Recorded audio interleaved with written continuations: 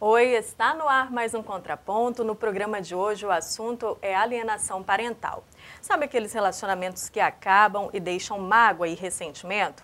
Pois é, às vezes tudo isso é passado para o filho. A alienação parental é caracterizada por uma espécie de campanha difamatória para colocar a criança ou adolescente contra uma das partes, o pai ou a mãe. E isso interfere diretamente no convívio familiar saudável. Estão aqui hoje para conversar com a gente sobre o assunto a psicóloga Adriana Miller e a advogada Lívia Souza Pimenta. Bom, começando com você, Adriana, quais são as situações que caracterizam essa alienação parental? Pois é, a alienação parental é uma dinâmica familiar que acontece nas famílias durante o processo de divórcio e após o divórcio, em que existe a criação de falsas memórias por parte de um dos pais, né? Um dos genitores, a gente fala. Esse genitor normalmente é chamado de alienador. Então, o alienador costuma desqualificar o outro, falar, desautorizar o outro, menosprezar o papel do outro, criar situações, por exemplo, não comunica ao outro quando vai ter uma festa na escola, quando vai ter algum evento importante na vida da criança ou do adolescente, fazendo então com que esse vínculo entre o genitor e a criança e o adolescente não se estabeleça e não promova o desenvolvimento saudável da criança.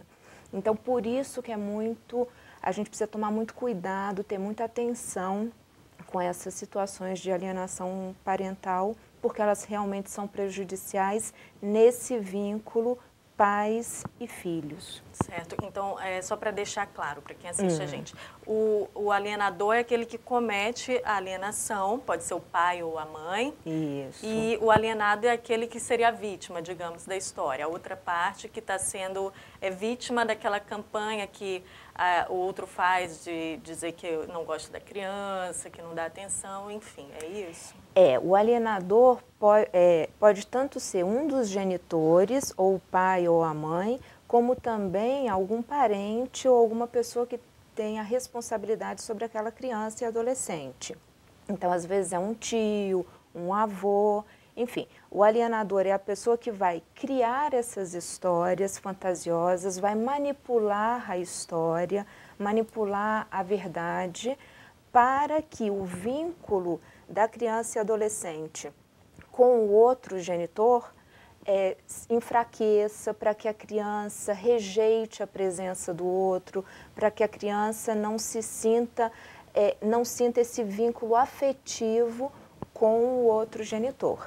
Perfeito. Agora, Lívia, esses casos são mais comuns na separação litigiosa, né, que vocês falam no direito, quando tem um conflito nessa separação?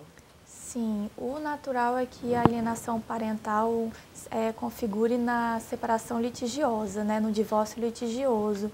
Porque quando há algo consensual, a família os pais querem que a criança, né, eles preservam a saúde mental da criança, né?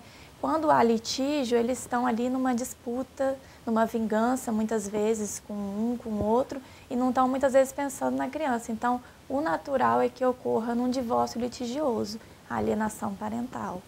Bom, Lívia, mas essa questão da separação, né, às vezes envolve também a guarda. Isso pode ser um motivador para alienação? Às vezes o pai ou a mãe, no intuito de ficar com a guarda daquela criança, começa a promover essa difamação, falar mal do outro, para a criança até, digamos, se o juiz for chamá-la, ouvi-la para saber a preferência dela, quem quer ficar, ela tem essa visão, eu quero ficar com meu pai porque ele é bom, não sei o que, ou com a minha mãe porque ela é melhor, esse tipo de coisa. Você acha que essa alienação pode ser motivada até por isso?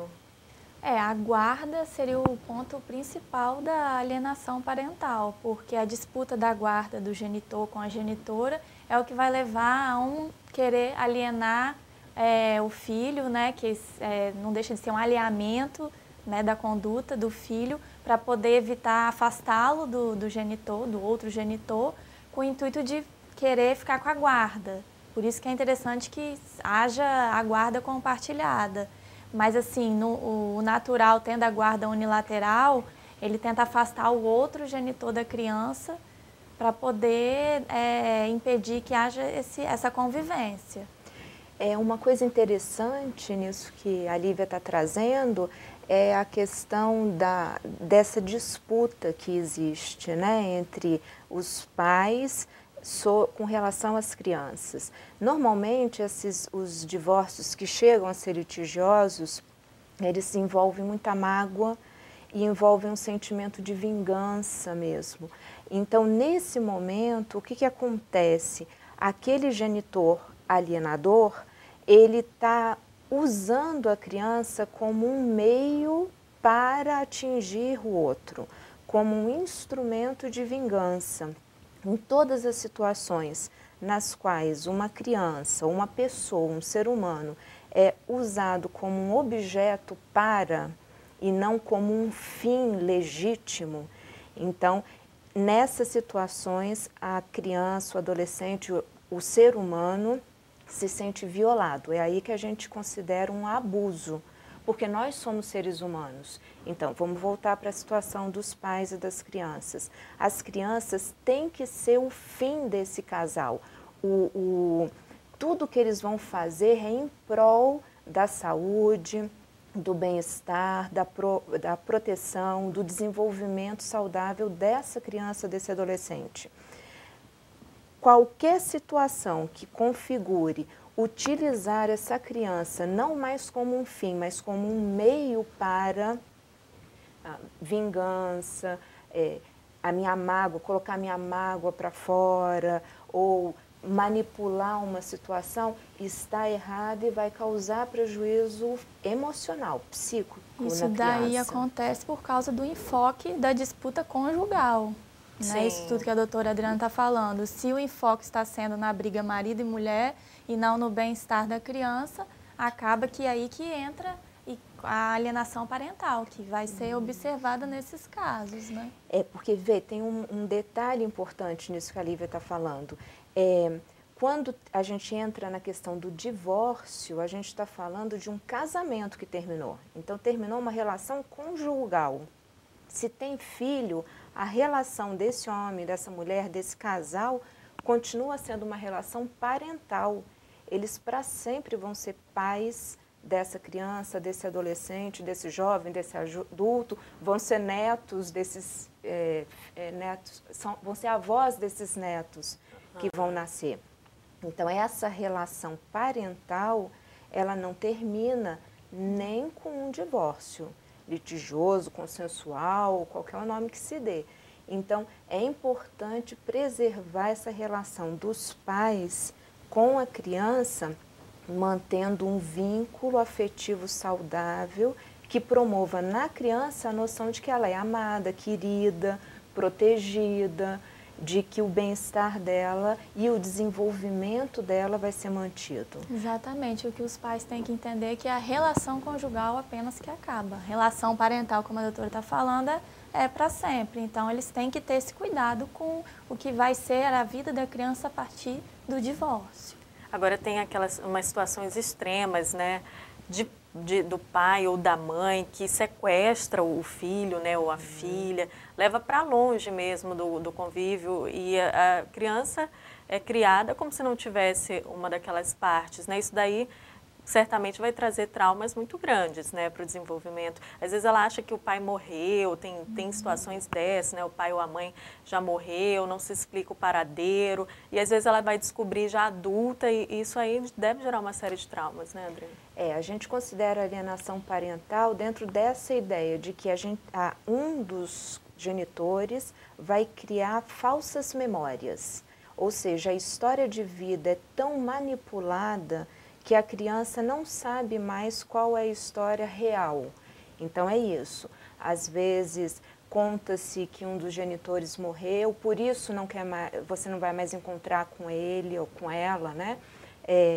Então, isso tudo vai causando um prejuízo nesse vínculo afetivo mesmo.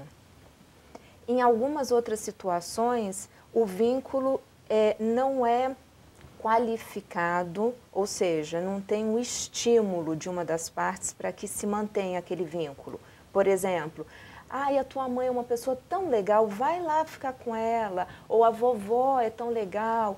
Ou seja, isso é o que se espera de uma relação saudável, que haja um estímulo para que a criança mantenha os vínculos familiares preservados, intactos, e ela se sinta pertencente àquela família. As situações de alienação parental, elas cortam isso, impedem isso, por meio de histórias fictícias, histórias manipuladas, que criam essas falsas memórias e que acaba fazendo com que a criança crie um vínculo de lealdade com uma das partes. De dependência, né? Ela fica muito assim, eu fui criado muito porque eu tive o afeto todo daquela parte, né?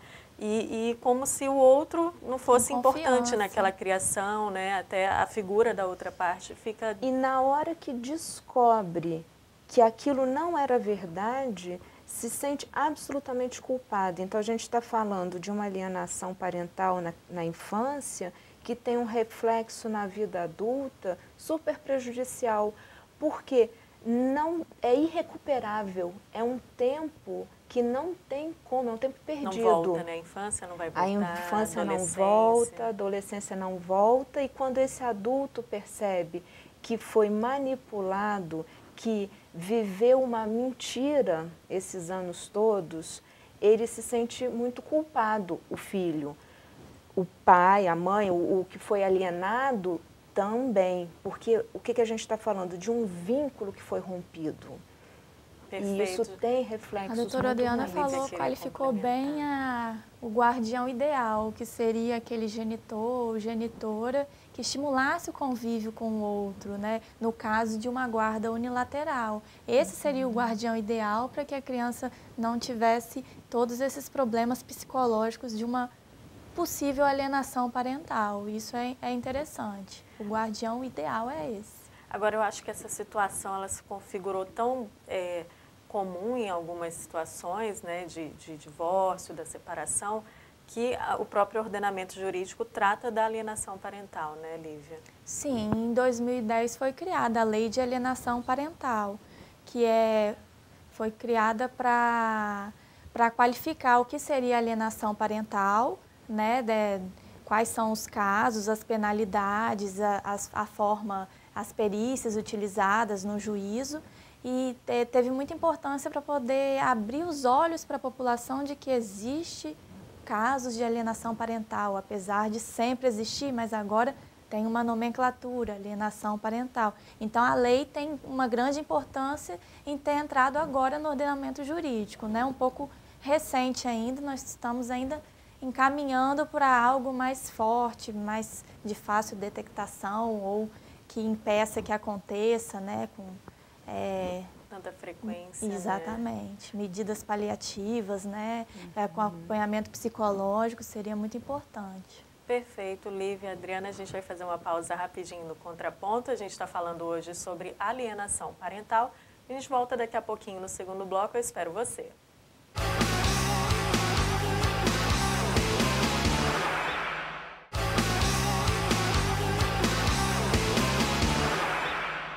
Olá, estamos de volta com o Contraponto. Hoje a gente fala sobre alienação parental com a psicóloga Adriana Miller e a advogada Lívia Souza Pimenta. Bom, Adriana, falando sobre alienação parental, a gente ouve muito falar da síndrome de alienação parental. O que seria essa síndrome? Ela realmente seria, digamos, uma doença? A síndrome foi uma ideia do Gardner de criar alguns sinais que pudessem diagnosticar uma doença, né? Como se fosse realmente uma síndrome de alienação parental. Essa ideia ela não vingou muito porque teve muito questionamento científico, a própria comunidade científica questionou os parâmetros que ele estava usando, as estratégias, a metodologia, as categorias, enfim, teve tanto questionamento que hoje o que a gente considera?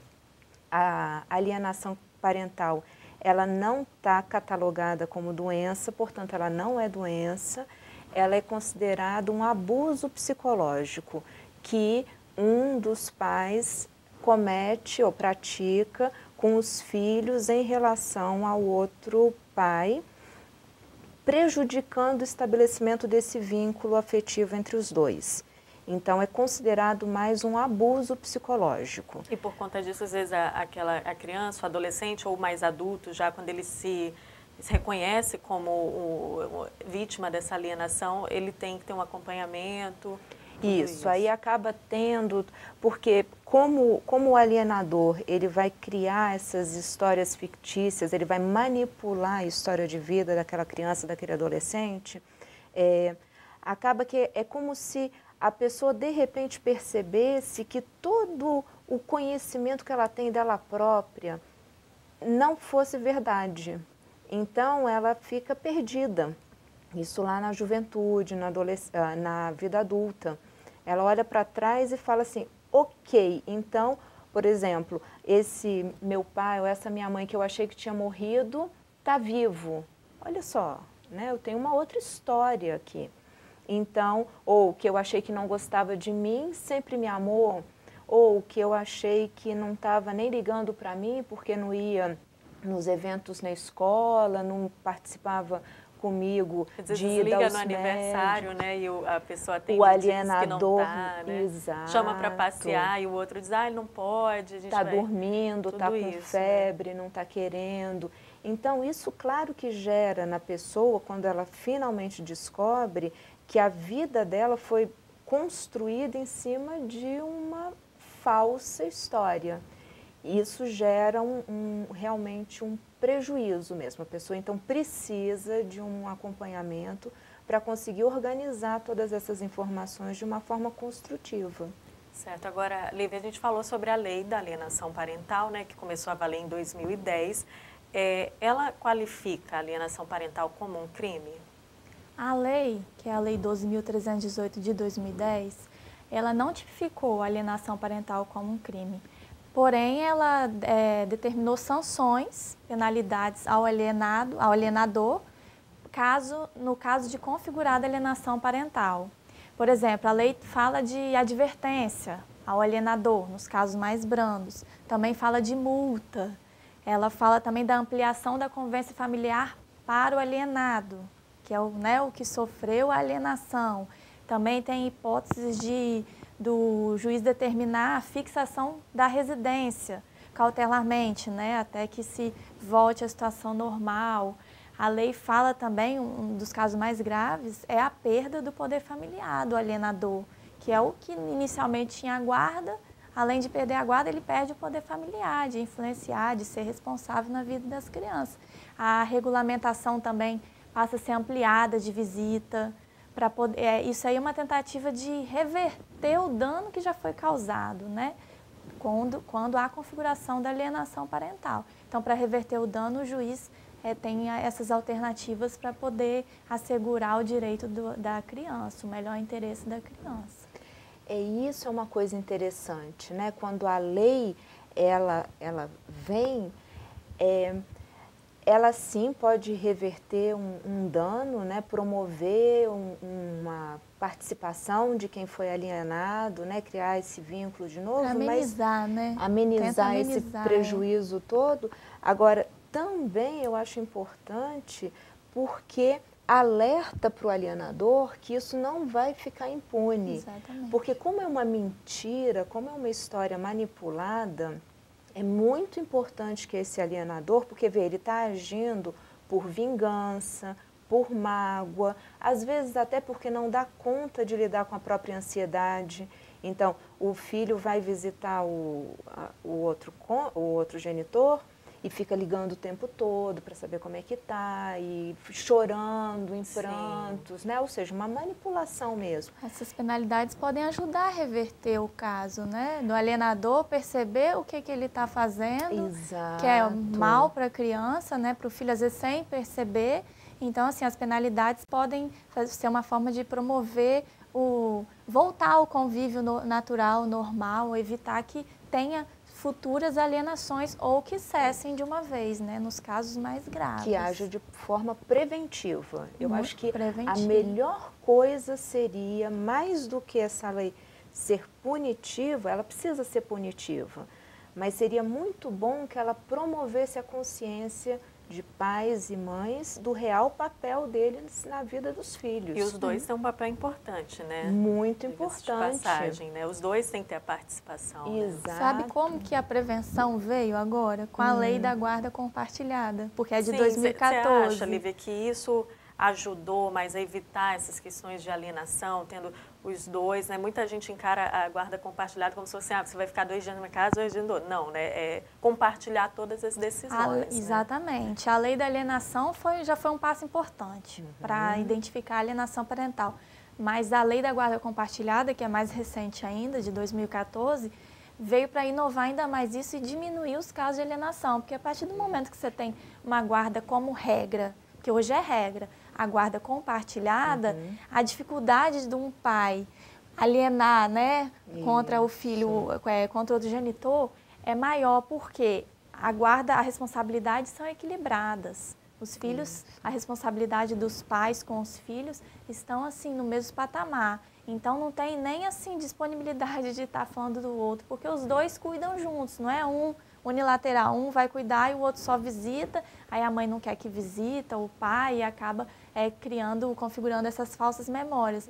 Mas a guarda compartilhada veio com um dos intuitos de diminuir a configuração de alienação parental. Eu acho que vai ser muito importante e vai diminuir, sim, vai combater. Do ponto de vista da criança é ótimo, porque ela pode até ouvir uma história falseada, manipulada, mas a convivência dela com os dois genitores faz com que essa história, essa versão manipulada da história, não tome a proporção de uma verdade absoluta. A própria criança, independentemente da idade, claro que quanto mais velha, mais habilidade de raciocínio ela tem, então, e mais maturidade, né, emocional também para equacionar o que está acontecendo, mas essa convivência mais próxima e constante minimiza a manipulação dessas histórias.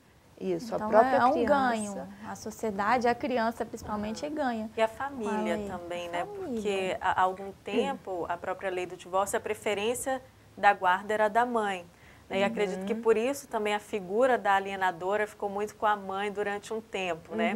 Mas a gente sabe que acontece também com os pais. Sim. Agora, se muda também essa questão da mãe como cuidadora exclusiva e o pai só como provedor, que era aquele que pagava a pensão alimentícia. E isso também representa uma mudança, né, nas configurações familiares. Na sociedade, sim. Tanto que o nosso enfoque agora é de filiação afetiva. Então, quem são as pessoas significativas na vida das crianças e dos adolescentes e como estão estabelecidos esses vínculos afetivos. Isso é o importante. E a gente, em cima disso, promover o desenvolvimento das crianças, um desenvolvimento saudável, com equilíbrio emocional, com essa noção de pertencimento. Então, esse critério de filiação afetiva, ele é muito mais importante do que esses papéis muito congelados, muito padronizados de quem faz o quê. Hoje em dia é muito mais dinâmico. Todos participam juntos, todos são igualmente responsáveis pela saúde física, emocional e mental, né, das crianças.